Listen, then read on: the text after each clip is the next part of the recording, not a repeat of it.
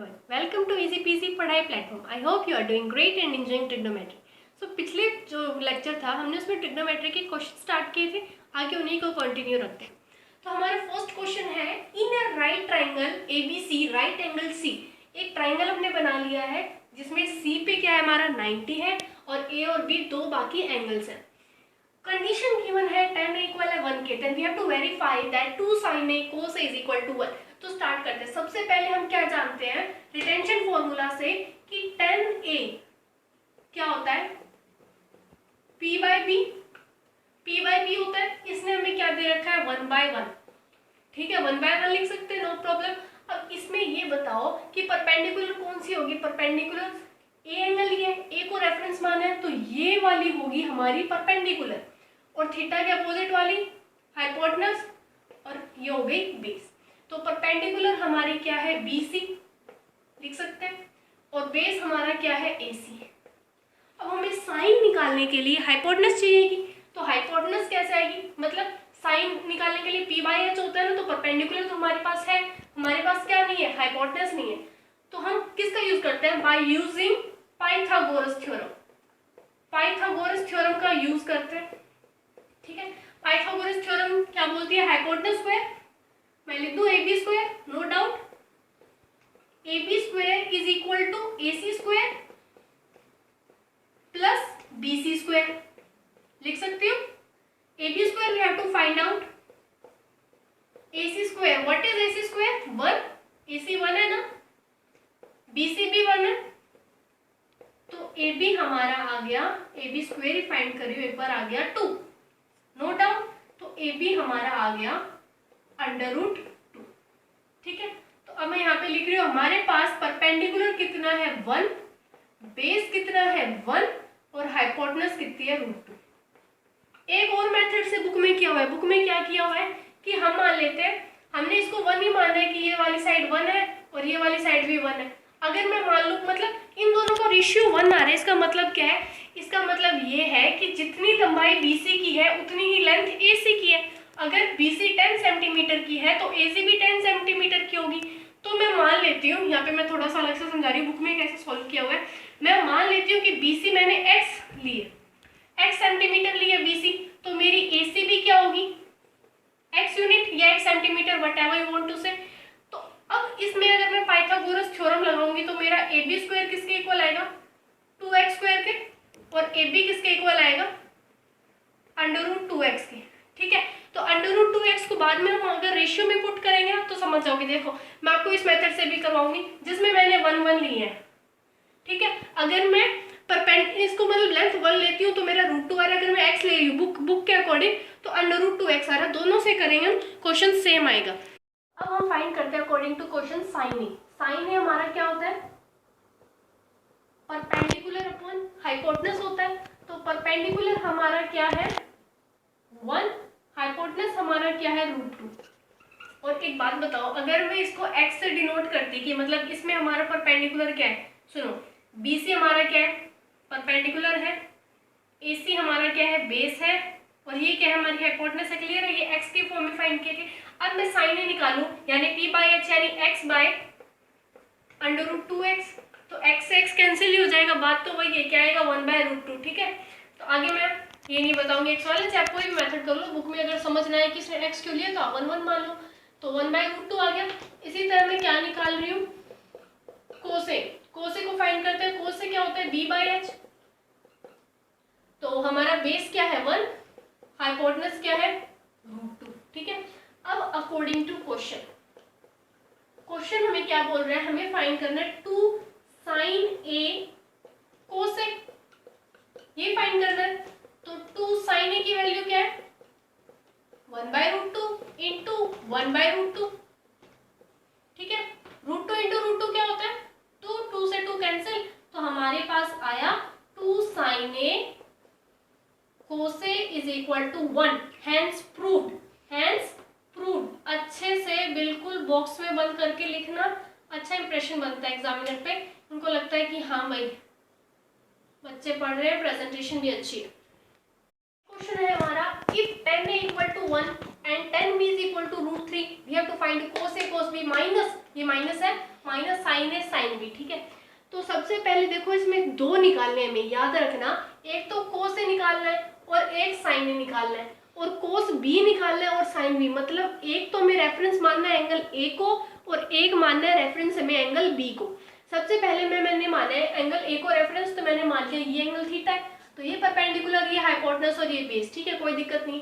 फिर हमें tan दे रखा है p बाई बी, वी नो इट, तो tan इज इक्वल टू 1, तो 1/1 लिख दिया, तो bc by ac, bc by p by b होता है, bc बाई ac।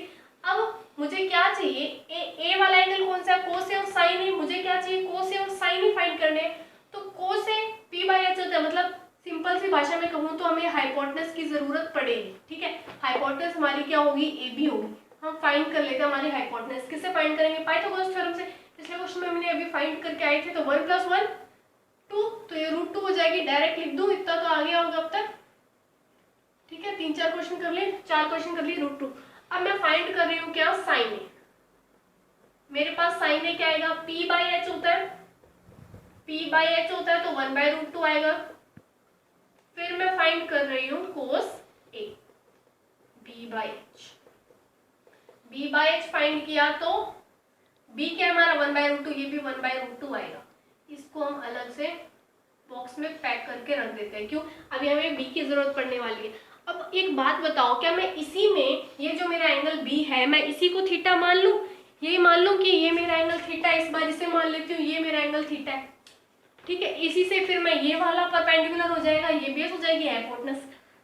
कैसे ही होगा, टेल मी, नहीं होगा, बहुत ज्यादा गलत हो जाएगा, थोड़ा नहीं बहुत ज्यादा। क्यों, क्योंकि अब देखो पहले बात समझो कि मैंने tan a है, tan a को मैंने यहाँ पे क्यों नहीं लिया, ये एंगल क्या है 90 बना रहा है नहीं।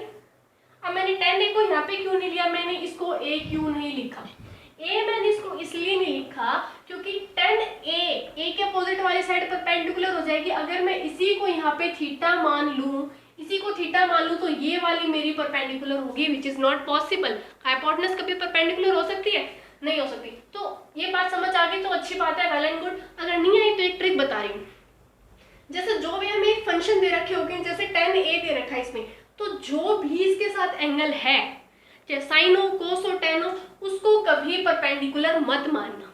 ठीक है, इस a को मैं यहाँ पे भी मान सकती थी, यहाँ पे भी, लेकिन ये परपेंडिकुलर नहीं बनाएगा। ठीक है, रिमेम्बर इट। अब दूसरी बात, मैं इसको थीटा लेके क्यों नहीं फाइंड कर सकती, सुनो बहुत ध्यान से सुनना। tan a के हिसाब से अगर मैंने जब tan a लिया, तो सिर्फ AC की बात कर रही हूँ, ठीक है, AC लेंथ की मैं बात करूंगी। जब मैंने tan a लिया तो p बाई बी, तो tan a के लिए AC क्या था, tan a के लिए AC क्या था, बेस था ना, तो बेस की लेंथ कितनी थी, 1।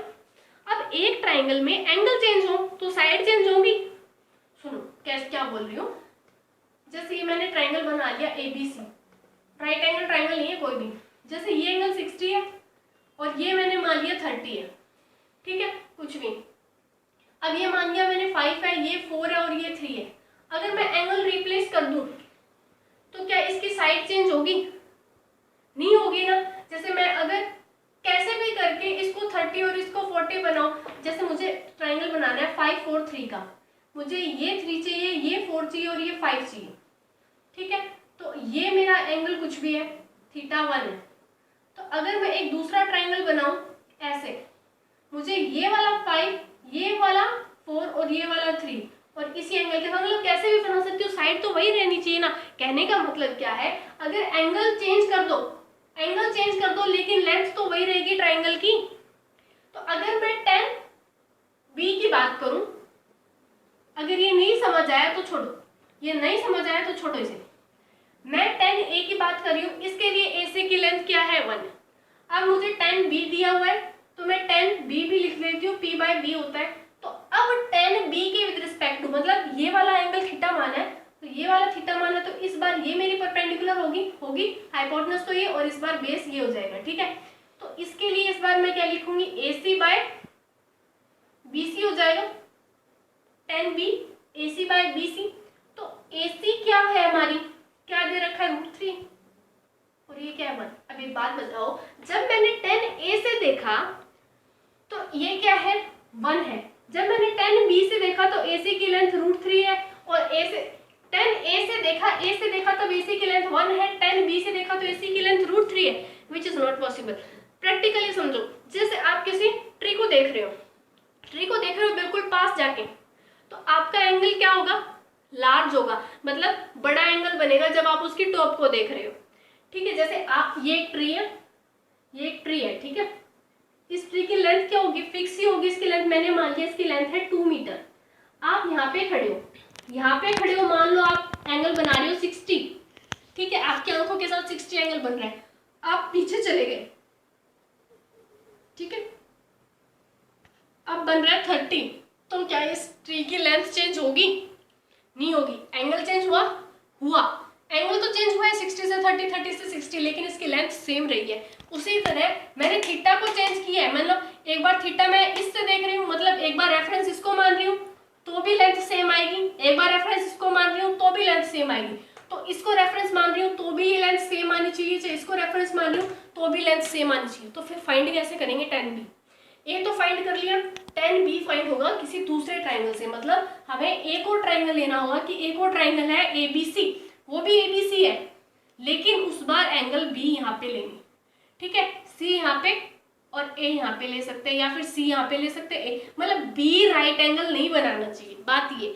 B क्या होगा, B यहाँ पे नहीं आएगा, क्यों, अगर B यहाँ पे आ गया तो फिर इसकी परपेंडिकुलर, इस B के अपोजिट वाली साइड परपेंडिकुलर हो जाएगी, लेकिन BC एक्चुअल में है क्या, हाइपोटेनस है, तो ये पॉसिबल नहीं होगा। तो सिंपल सी बात है, 10A को इससे फाइंड कर लिया, हम इसको B नहीं मान सकता, ये पूरी कहानी बता दें, क्योंकि लेंथ सेम होनी चाहिए। ये ट्री वाला एग्जांपल बेस्ट है, इससे समझ आ जाएगा आपको पक्का, अगर ये समझ नहीं आया तो ट्री वाला बेस्ट है। और फिर हम दूसरा ट्राइंगल कंस्ट्रक्ट करेंगे। तो अब हम फाइंड कर रहे हैं B के विद रिस्पेक्ट टू, ठीक है, अब B को मैंने थीटा मान लिया, ये ट्राइंगल वो नहीं है जो मैंने पहले बनाया था, उसको ग्रीन पेन से बनाया था, इसको पिंक से, तो दो अलग अलग ट्राइंगल है, तो ये थीटा, तो ये परपेंडिकुलर, ये हाइपोटेनस और ये बेस हो गया, क्लियर है। अब मैं 10B के विद रिस्पेक्ट टू देख रही हूँ, तो 10B के विद रिस्पेक्ट टू P/B, और गिवन है √3/1, तो इस बार क्या होगा, AC/BC होगा, ठीक है। आप इसको A डैश B डैश या C डैश भी नाम दे सकते हो, लेकिन यहाँ पे 10B दिया इसलिए मैंने B दे दिया, या फिर इसको PQB भी नाम दे सकते हो, कुछ भी, लेकिन ये एंगल इन्होंने B माना है। इन्होंने एक बात बोली नहीं है कि ये ट्राइंगल ABC के पार्ट है, ठीक है, ये बात भी नहीं बोली, तो इससे भी जज कर सकते हो आप कि ये दोनों अलग अलग ट्राइंगल में बनेंगे, ठीक है। ये दो ट्राइंगल वाली कहानी मोस्ट इंपॉर्टेंट थी, कंफ्यूज मत होना, मैंने अच्छे से क्लियर कर दिया। अगर फिर भी डाउट है तो कमेंट सेक्शन में डाल देना, इसको फिर हम डाउट सेशन में भी कर लेंगे। तो अब 10B हमने फाइंड कर लिया, हाँ पे ये वाली √3 हो गई, ये 1 है, परपेंडिकुलर हमारा √3 है, बेस 1 है, हाइपोटेनस क्या आएगी 3, √3 का स्क्वायर 3 + 1 4, हाइपोटेनस आ गई 2।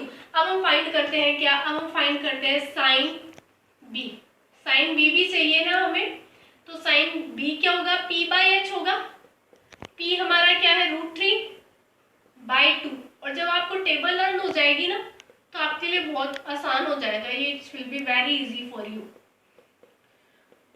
तो बेस हमारा क्या है 1 और हाइपोटेनस क्या है हमारी 2। अब हम चलते हैं अकॉर्डिंग टू क्वेश्चन, इसको भी एक बॉक्स बना लिया, दोनों वैल्यू हमारे पास है। अब अकॉर्डिंग टू क्वेश्चन चलते हैं। क्वेश्चन क्या बोल रहा है, कोस ए की वैल्यू क्या है 1/√2 इंटू, अब चाहिए कोस बी की वैल्यू क्या है 1/2 माइनस, फिर चाहिए साइन ए की वैल्यू 1/√2 इंटू, अब चाहिए हमें साइन बी की वैल्यू √3/2, क्लियर। तो I can write it 1/2√2 minus √3/2√2। आगे यहाँ पे कंटिन्यू कर रही हूँ, तो इसका एलसीएम तो 1 माइनस √3/2√2, ठीक है। अब इसको रैशनलाइज कर दो, √2 इंटू √2 कर दो, सिर्फ √2 को रैशनलाइज किया तो √2 माइनस √6/2 2 जा 4, ये आ गया आपका आंसर। तो इस वीडियो का लास्ट क्वेश्चन है क्वेश्चन नंबर 6। तो in right triangle ABC right angle at C, मतलब मतलब एक ट्राइंगल है जो राइट एंगल एट सी है, कोई भी एक राइट एंगल ट्राइंगल है 90 डिग्री सी पे बन रहा है। Condition given is if tan is equal to 1/√3 we have to find sin cos b plus cos a sin b। अब एक बात बताओ, इसमें भी sin a cos b है, cos a sin b, मतलब दो एंगल है, इसमें हम एक ही ट्राइंगल लेंगे, पहली बता रही हूँ। तो अब ये एक ही ट्राइंगल क्यों लेंगे, क्योंकि पहली बात तो इसने कंडीशन एक दी है, इस तरह से पहचान सकते हो। दूसरा तरीका ये है, इसने इसमें बोला है एक ही राइट ट्राइंगल है ABC, उसमें उसने सिर्फ इतना, मतलब जो कंडीशन गिवन थी वो थी if tan a is equal to 1 and tan b is equal to √3। ठीक है, ये कंडीशन गिवन थी। तो इसमें एक ही कंडीशन गिवन है, उसमें दो कंडीशन गिवन थी, इसमें राइट ट्राइंगल ABC गिवन, उसमें राइट ट्राइंगल ABC नहीं गिवन था। तो ये दो मेथड है जिससे आप डिटरमाइन कर सकते हो कि हमें नंबर ऑफ ट्राइंगल्स कितने चाहिए। इस क्वेश्चन को स्टार्ट करते हैं। तो हम tan a को फाइंड कर लिया है, मतलब tan a क्या है 1/√3 और हाइपोटेनस हमने निकाल लिया 2, पिछले क्वेश्चन में भी निकाली थी। तो √3 3 + 1 4 4 का √2। तो अब sin a, मतलब सबसे पहले ध्यान रखना sin a वाली टर्म्स निकाल लो, कंफ्यूजन नहीं होगी, ना ही कभी क्वेश्चन गलत होगा। p/h, p कितना है 1, हाइपोटेनस कितनी है 2, cos a भी निकालो, डायरेक्ट लिख दूं b/h होता है ना √3/2। अब हमें बोला है कि क्या निकालो, विद रिस्पेक्ट टू b निकालो। क्यों, हमें क्या निकालना है, b निकालना है ना। अब मैंने इसको मान लिया ये क्या है हमारा थीटा। ठीक है, अलग अलग से मार्कर से डिनोट कर रही हूँ। तो अगर अब जब मैं साइन b निकालूंगी तब मेरा परपेंडिकुलर क्या होगा, AC होगा। इसमें परपेंडिकुलर क्या था, इसमें मैं परपेंडिकुलर लिख दूं, इसमें मेरा परपेंडिकुलर था BC और इसमें जो मेरा बेस था वो क्या था AC, और हाइपोटेनस तो सेम ही थी AB और AB। ठीक है, अब साइन B फाइंड कर रही हूँ तो साइन B क्या आएगा, p/h ही आएगा सेम। इसमें मेरी परपेंडिकुलर क्या होगी, AC होगी। क्यों, रेफरेंस चेंज हो गया है ना, हाइपोटेनस विल बी सेम। तो इसमें ये बताओ, मेजरमेंट तो सेम ही रहेंगे ट्राइंगल के, मैं लिख रही हूँ इस ट्राइंगल के हिसाब से। ये कितना था, ये 1 था और B हमारा बेस ये था ना, बेस हमारा कितना था √3 और ये साइड कितनी आई थी 2, ये आई थी। अब B, अब साइन B की बात करते हैं। साइन B तो p/h, p हमारा क्या है साइन B के लिए AC है, AC की लेंथ कितनी है √3, हाइपोटेनस 2, cos B निकालते हैं, cos B b/h, बेस हमारा क्या होगा इस बार BC AB। ठीक है, तो cos B हमारा बेस क्या है, इसमें हमारा बेस क्या है BC है, यानी 1, हाइपोटेनस सेम रहेगी 2। अब अकॉर्डिंग टू क्वेश्चन चलते हैं। अकॉर्डिंग टू क्वेश्चन है, हमें क्या बोला है, हमें क्या फाइंड करना है, साइन ए फाइंड करना है ना, साइन ए कर लिया cos B। अब इनको मल्टीप्लाई करते हैं तो 1/2 इंटू cos B की वैल्यू क्या है 1/2 plus sign A 1/2, cos B 1/2 plus cos A कितना है √3/2 इंटू साइन B चाहिए √3/2। ठीक है, यहाँ पे आप लिखना पूरा sine A cos B plus cos A sine B, इस तरह से पूरा डिनोट करके अच्छा से लिखना। 1/4 plus √3 into √3 3/4 is equal to 4/4 is equal to 1। हमारा आंसर क्या आएगा 1। ठीक है, ये हमारा क्वेश्चन कंप्लीट हो गया।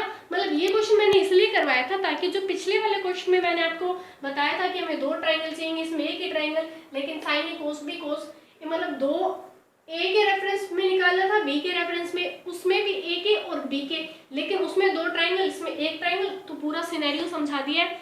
अगर फिर भी कोई डाउट आता है तो कमेंट सेक्शन में डालिएगा, फिर हम उसको डाउट सेशन में लेंगे। ठीक है, और do subscribe the channel, don't forget to hit the like button. Okay, मिलते हैं नेक्स्ट वीडियो में, till then bye bye, take care, thank you.